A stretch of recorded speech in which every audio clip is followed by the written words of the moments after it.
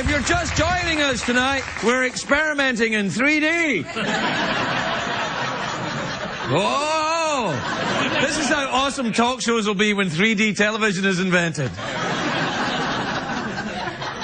You mean, could they be even more awesome than they are now, Craig? Hardly possible.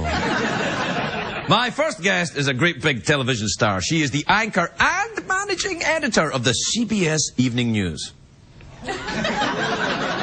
Please welcome the very lovely Katie Couric, everybody. Get it, girl.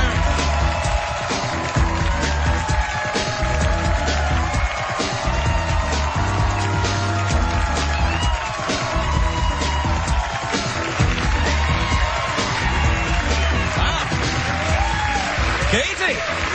Hello. Look at Katie, you look great. I do? Yeah, you should read the news in that dress. It's awesome. I like when you sit on the desk and kind of shuffle your papers and they're kind of like, I've got the news. It is so funny, though, when they go to a commercial break, like when they show the stocks in front of the desk, you have to kind of figure out, like, what can I do? I, of course, want to talk to the crew and say something to the writers and cut up. You have to look very serious and pretend like you're writing something important. Are you not really writing anything important? Not really. But don't tell anyone. Did you ever, like, because when you read the news, you actually have to read it, like, it's on a prompter, right? Yes, it is. Right, so have you ever been reading the news because you've been doing it for a while and just kind of blanked out and read it and forgot you were even doing it? Because I do that here all the time, yeah. Like, I do a show and then I leave and I go, what the hell did I do? I can't even remember. Sometimes I'm thinking about other things once in a while while I'm reading a story. Really? What are you thinking about? Well, you know. No, I'm not. I'm thinking about, I don't know, just once in a while, but usually I'm pretty focused. Sometimes the teleprompter kind of goes touch me on the again thread. and I'll make out with you right here. Nice cup. Thanks very much. It's because of my small penis. Anyhow. That's a double bluff. I've actually got a huge penis. So it was fun, speaking of, I'm kidding about that, but it was fun to see Bob Saget. You see Bob Saget backstage? I saw Bob He's Saget. hanging around tonight for some reason. And I actually had a blind date with him once. Stop it. Really? Yeah. It wasn't really blind. Yeah, well, I'll get to that, yeah. Anyway, it was very, very, you know, mild-mannered. We had dinner. He was really nice, kind of lovably neurotic, as you can probably tell. No, I know Bob. I've known him for a while. But I've never had a blind date with him or slept with him. I didn't sleep with him. All right. I never said you did. I never said you did. I just say I haven't. Okay, good. I didn't even think about it. Did you think about it? No, no. Oh, come on. No. We had one date, went out to dinner. It was very nice, but apparently there wasn't a lot of magic. You know what I'm saying? Oh. But he's a really funny, nice guy, don't you think? Was this when he was doing America's Funniest Home Videos? No, I think it was past that. All right, because you could have hit him in the nuts with something and that would have been great, because... You know, people in the America's Funniest Home Videos, they always get hit in the nuts with things. Yeah. Yeah. What's going on with you anyway, Katie? What's happening on the news? Everything's great. You know, I'm getting a lot of ideas from your show, though, Craig. Like the Secretariat? Wouldn't that be good? Oh, no. Like, if the news gets too depressing, I think we should bring Secretariat out. I think it's a great idea. It would be a bit like this. Oh, who's in the door? Katie, get up!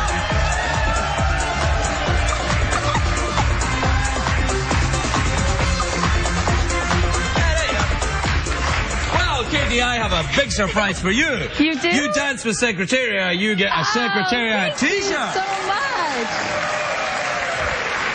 Thank you.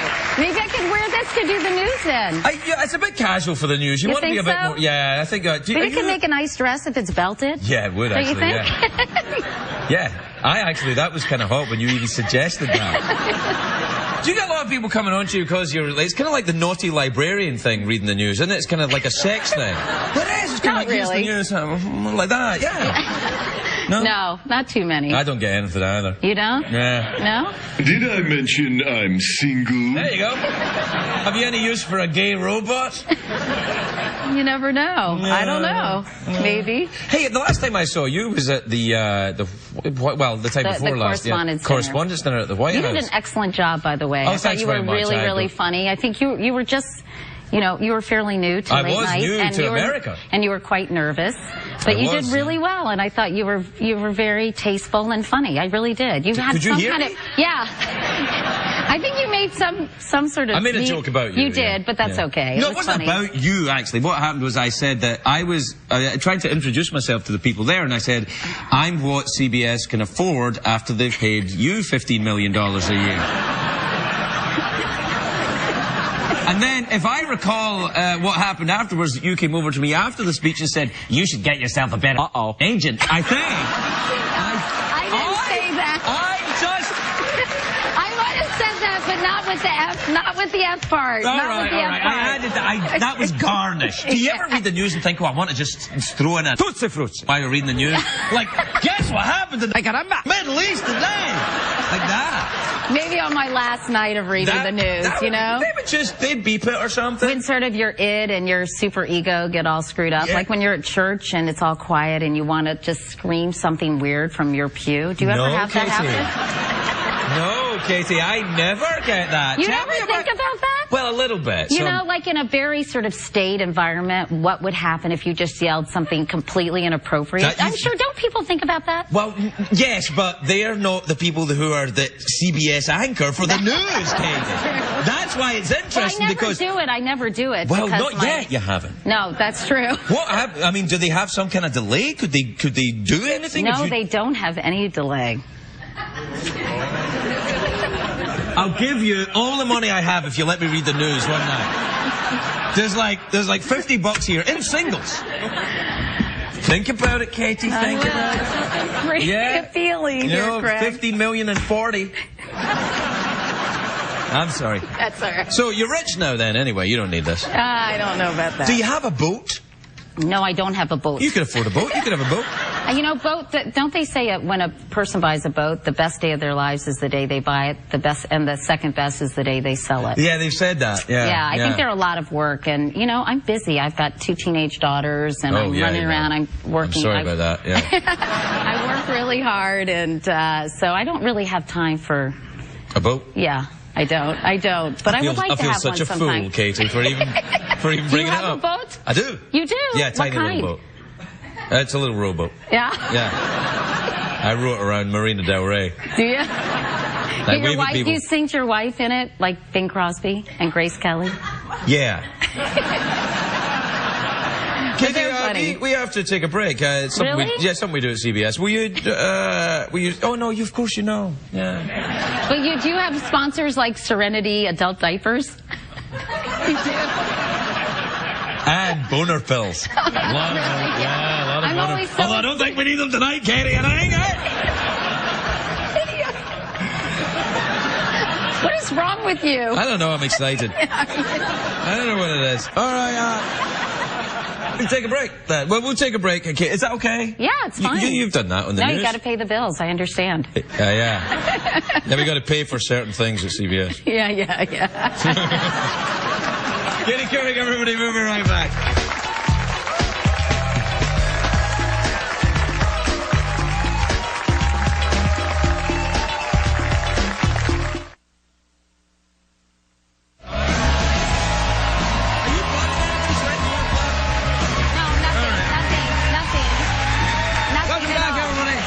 I'm here with the delightful Katie Couric, the jewel in the CBS crown. That was a tough gig, though, taking over the news when you first started. People are very mean when you start taking over. When I started here, people were really mean. They were like, he'll never be as good as that other guy. How did you deal with it? I just kind of ignore it, really, or cry. What I do now, I used to Google myself. Do you do that? No, I stopped Googling myself probably 5 years ago. Yeah, it's bad. It's a real exercise in self-flagellation. You don't want to do that. No, I do want to do the self-flagellation, but I don't. In my pants, yeah. I didn't say flatulation. I said self-flagellation. If I could do that, I wouldn't be working at this stuff. No, what I do is I go on the Twitter now. Yeah. And do you do the Twitter? I do the Twitter. Oh, do you really? You're on the Tweety box. Good for you. I do. What's your Tweety handle? At Katie Couric. Very, very boring. And you're at Craig Fergie. Craigie Ferg. Craigie Ferg. Yeah, sorry, Craig Fergie, Craigie Ferg. Yeah, it's all the same. But I just started following you. Oh, you did? Yeah. So I'm waiting to hear words of wisdom. Yeah, follow me back. It's fun. You know, I don't know. What do you think of it? It's sort of something... I quite like it. You do? Yeah, because when anybody says anything remotely negative, I mean remotely negative, block them. You do? Block them. That's I mean, so just funny. even the tiniest bit. Craig, I didn't like your... don't even finish your sentence. Gone. I block them all. I'm That's like, good, because sometimes I DM people back who are nasty. Don't. I know, it's Don't. really bad, but it's sort of like my friends say, friends don't let friends tweet drunk, because I get sort of annoyed sometimes, so I'll DM. But I always think, well, could I DM something that, as long as it could be on the front page of the New York Times, I'm okay. So it's they're sort of politely snide, but I get sort of annoyed. But I try not to block people, because I don't, unless they're really nasty. No, I block them even slightly negative, not even nasty. Why? You're very thin-skinned. Yeah? You're very thin-skinned. No, I'm just ruthless. I'm kind of like Stalin of the tweeter. I'm like, you don't exist to me. Yeah, you're gone to me. I've only blocked a few people who are really harassing, and some are quite vulgar. Yeah, I don't block them.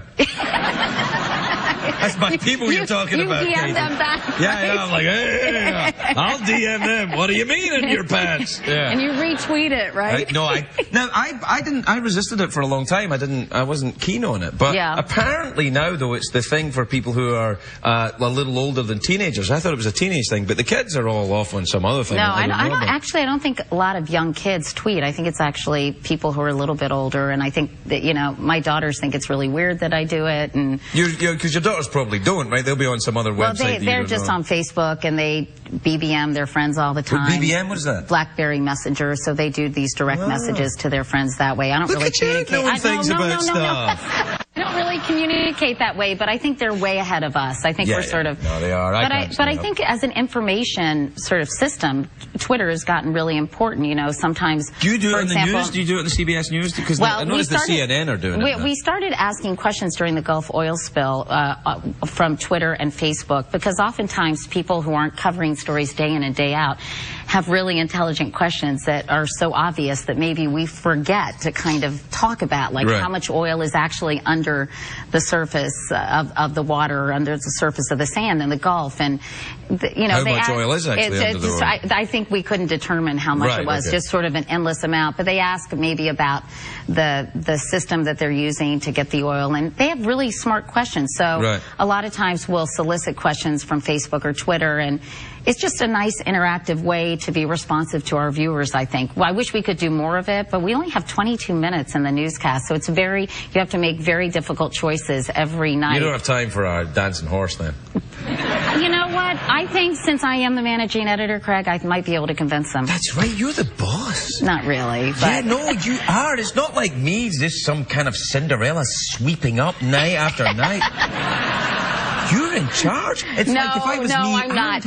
I'm hardly in charge. We have a whole team of people, an executive producer, and then, of course, some other people who weigh in on decisions. But at least, kind of in charge. At least I can say I don't feel comfortable with this, or we really need to move this story, or what about this story? And they listen to me about 50% of the time. That's not bad. That's all right. Yeah. It's about like being married, really, isn't it? Yeah, kind of. Well, we're out of time, Katie. Really? Yeah, what do you want, mouth organ or awkward silence?